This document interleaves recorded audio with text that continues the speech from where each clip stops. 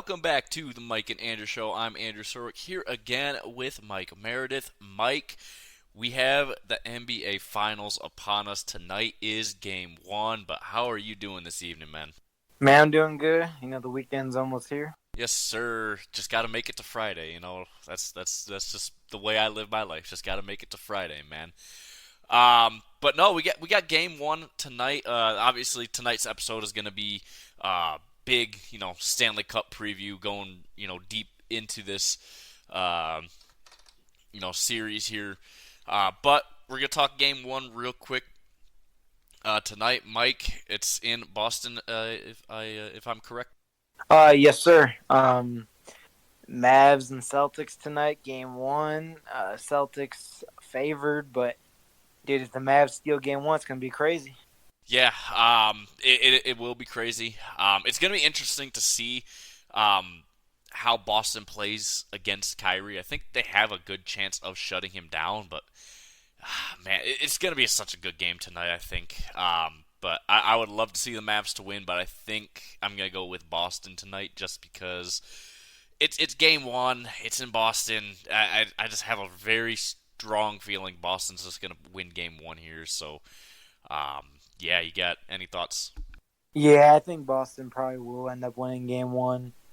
I mean, even if, like they're supposed to win. Like if Boston wins tonight and it's at least semi close, like they're gonna say like Dallas still has a good chance. But if Dallas wins, people are gonna be like, oh, like Boston, bro, they might be choking already. Yeah, it's gonna be interesting to see what happens tonight. But let's get into the Stanley Cup Finals here. Um, Game one is on Saturday, of course, in Sunrise, Florida.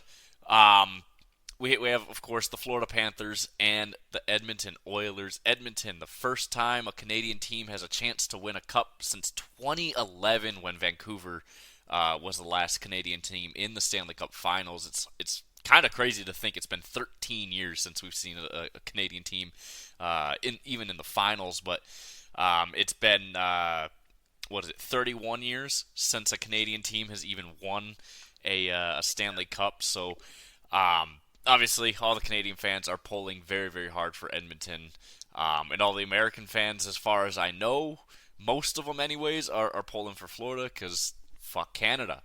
Let's get into this. Let's get into these teams here.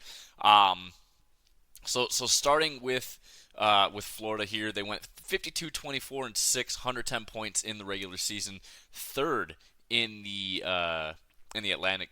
Oh no, first in the Atlantic Division. Um, Huge, momentum going into the playoffs. They beat Tampa for round one, 4-1. Bobrovsky looked really, really bad in that series. Actually, he put up an 896 save percentage. Did not look good. They play Boston. They win that series 4-2. Bobrovsky looked like his normal self. Put up a 907 save percentage. They're outscoring everyone quite a bit in these games. And then obviously in the West or Eastern Conference Finals, they've played New York. This was Bob's best series. He put up a 921 save percentage in those 6 games. Florida winning in 6 games, 4-2. They outscored New York only 16-12 in that series. It was a very, very tight series scoring wise. So it was very interesting series. Edmonton, on the other hand, their path to the Cup Cup Finals was very interesting. They started off the year 3-9-3. They fire their head coach, and suddenly they have this huge just turnaround of their season. They finished 49-27-6 with 104 points. That was second in the Pacific Division. It's been a very interesting ride for Edmonton. They beat LA 4-1, outscoring them 28-13 in that series. Skinner has been phenomenal. All year he's been kind of just a slightly above average goalie, but in the playoffs he's been really really good, except for the series against Vancouver, which I'll get to here in a second. But he put up a 910 save percentage against LA, and then Vancouver Edmonton wins that series in 7. Outscoring Vancouver 24-20. Skinner putting up 833 save percentage. Did not look good, but Vancouver's offense was phenomenal. But Edmonton's defense stepped up when they needed to. And then they beat Dallas in the Western Conference Finals 4-2, winning that series. Obviously bringing them here. Skinner put up a 923 save percentage in that series. Edmonton outscoring Dallas 17-14 in the series. So I'm just going to give you, some basic stats here, and then I kind of want to hear your thoughts on these teams, and then we'll go here. So goals for favors Edmonton in the playoffs. It's 3.5 for Edmonton and 3.24 for Florida. So not a whole big difference here. Edmonton's offense, I think, is a little bit more explosive, although I think Florida's just a much more deep team in terms of offensive production. Goals against favors Florida pretty heavily. 2.29 goals against versus Edmonton's 2.61.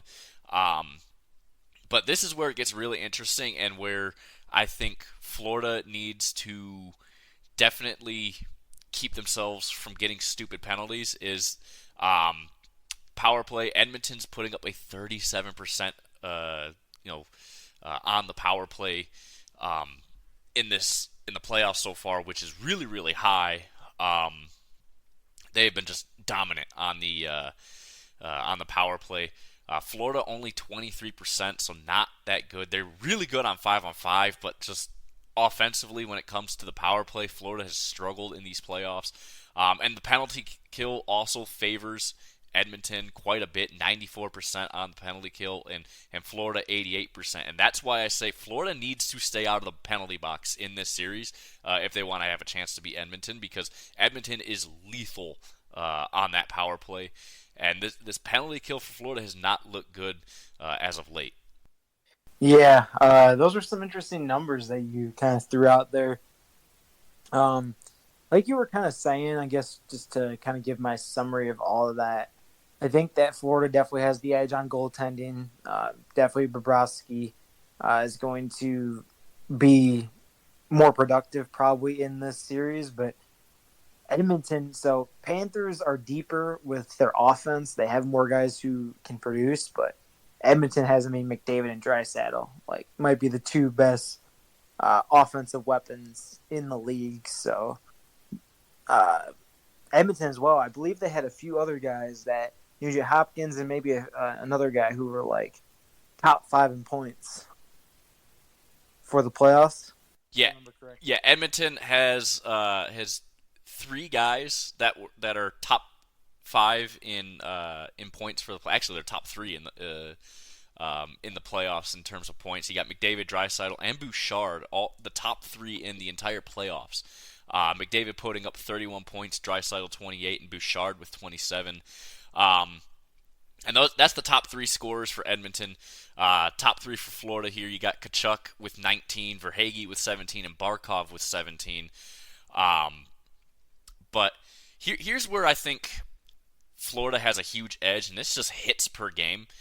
Florida's putting up an average in the playoffs of 42.48 hits per game. Edmonton, on the other hand, putting up 30.48. So Florida's averaging 12 more hits per game. And this has been Florida's MO all year, is they put the body on everyone. They don't care who you are. They are trying to hurt you. And it's the playoffs. You're trying to hurt everyone. Florida just a physically dominant team. They control the pace of the game very, very well. Edmonton likes to try and control offensively. Florida will definitely they definitely play into that because they love playing on the body. And I think that's where Edmonton is going to struggle a lot, is just the physicality that this Florida team brings. Yeah, that Florida team is a lot more physical, for sure. And like you said, just very deep. it's gonna be an interesting series because I feel like Florida's more tough and gritty, while Edmonton's probably more skilled.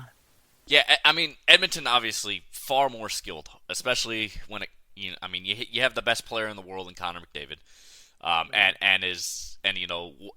definitely another top 5 player right now in the world in Draisaitl. It's going to be interesting to see what Edmonton does lineup wise, if they're going to keep Draisaitl and McDavid together, or if they're going to split them, because they often will put them together for a couple weeks, and then they'll split them. But they've played together in the entire playoffs, so I wonder if they will split Draisaitl off and put him down to that second line to try and help get some production in that second and third line for Edmonton. Um, because I mean, you have guys in the second line that will go down to that third line, and that'll boost that third line up. So it'll be very interesting to see what happens there. But I think Florida's main game plan is just to shut those two down, and I mean, they do it all the time with offensive stars. I mean, you go back to the Tampa Bay series. I mean, Kucherov had an incredible season. I think 144 points for him, something like that, and he was nowhere to be found in that series against Florida. And even Pasta in the Boston series, they were able to shut him down pretty damn well. So I mean, Florida very very good at containing a team superstar. They've proven that throughout these playoffs, and Edmonton is going to have to find a way around that because and they know that Florida's going to do everything they can to shut down McDavid and Draisaitl, and that's why I think they might end up putting Draisaitl down on that second line just to try and screw with Florida's game plan there. Yeah, yeah, I think it'd be interesting to see. I think they probably should keep them separate. I feel like they just kind of do better in that way. But it's interesting to see what they're going to go with for this series. I'm really really up in the air about this because I feel like I said, I feel like Florida probably should win. They just have the better goaltending, the better, more physical team. But Edmonton's so skilled. McDavid is so good. I've been wanting McDavid to get his cup. It's gonna be interesting. Yeah, and the last number I want to throw out to you here, and it's not a huge number. It doesn't really um, you know, mean a whole lot, but it's blocked shots. Edmonton 16.51 on average per game through these playoffs. Florida 15.35. Edmonton's defense this year, they weren't known to be blocking a whole lot of shots, but in these playoffs, man, it's been a completely different story for them. I mean, I think they were averaging like 10 block shots a game, and now in the playoffs, it's 16 and a half. The defense has stepped up big time in these playoffs, and I mean, I kind of go back to the Vancouver series for this one. Skinner did not have a good series at all, and what kind of helped him in that game 7 especially was just Edmonton's willingness to go out and block shots and just play solid defense. And I think if Edmonton can play like that against Florida, the series could go either way. I think I'm going to pick Florida. I really want the cup to stay in the United States because fuck Canada. I wouldn't be mad if Edmonton wins it and McDavid finally gets his cup. But I really want to see Florida win this series. I think Florida as a franchise, a lot of people, have always kind of not hated on them, but just always disregarded Florida. And I mean, I don't blame them. They haven't had a lot of success as a franchise. So I would like to see Florida win their first cup as a franchise. Edmonton, they have all their cups, all 5 of their cups that they won with back in the 80s and 90s with Gretzky. So, and it's going to be an interesting series. I think it's going to stay close. The way I see these games going is they're either going to be really, really, really low scoring games, like a 1-0, 2-1 game, or they're going to be like 5-6. Either way, they're going to be like a 1-goal deficit or 1-goal loss, I think. or maybe a 2-goal loss with an empty netter or whatever. But it's just going to be extremely close the entire way down the stretch. I want to say Florida in 6, but I'm going to say Florida in 7. Florida in 7. I think I'm going to say the same thing. I think that when it comes down to that game 7, it could go either way at that point. But I think I'm going to go with Florida, man. Man, I feel like this series is just so tough, man. Hockey is always so very unpredictable to pick. And that's kind of the thing that people really like about it is it's just very unpredictable. The series could go in many different ways.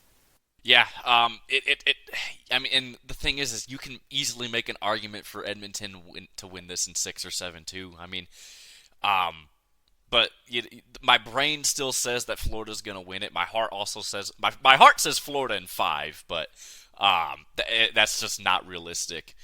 But I just think the physical game that Florida brings is going to be too much for Edmonton to handle. They're not known to be a very physical team. I mean, they have some of the lowest hitting percentages in the league this year, and they obviously have a much smaller average this year than what Florida has just in the playoffs alone. But so I think that's going to wear down on Edmonton quite a bit, and I think that's why Florida will have the edge. I do think the 2-2, so the first 4 games, I think they're going to split the first 2 games in Florida, and then they're going to split those 2 games also in Edmonton. And then it's just going to be the home ice winner the rest of the way, and Florida wins it in 7. Yeah, it sounds about right. I mean, usually that's how it goes in a very tough fought series. Usually a split through the first 4, and then either, usually just about whoever has home ice or home court takes games 5, 6, and 7. Yeah, and so this is Florida's obviously second cup appearance in the last 2 years. They made it last year and they fell to Vegas. They are hungrier than ever, and I think that is also some motivation for this team because they don't want to be embarrassed like they were last year against Vegas, and I don't blame them. But it's going to be interesting because both teams have quite a bit of injuries. Florida's a little bit more banged up, but their guys are saying that they're going to play through any injury that they get because that's how much the Stanley Cup means to these guys. I mean, you think about it last year. Kachuk last year in the finals was playing with a fucking broken sternum, which is incredibly painful to play through or do anything with when you have a broken sternum. But he did it because I mean he just wanted to win the cup that bad. But they're a lot healthier of a team this year in the finals than they were last year. So I think that definitely helps them. But the injuries are injuries, and like I said, both teams are injured quite a bit. Obviously, the playoffs are brutal. Everyone knows that, but Florida just far more physical. So I think that's just going to really, really wear on Edmonton. So anything else, Mike, before we get out of here, man? Nah, man, I think we went through everything. It's going to be interesting to follow over these next few weeks. Yeah, it's going to be awesome. It's going to be a great series. Same with the NBA. I think the NBA is going to have a great finals as well. I just think, the NHL finals are just going to be so much more exciting because these two teams are going to be trying to kill each other. I mean, that's just how it works in hockey anyways, but yeah. So with that said, guys, Tuesday, we're going to kind of just go over, kind of give an update on what's been happening in the finals here for both the NHL and the NBA.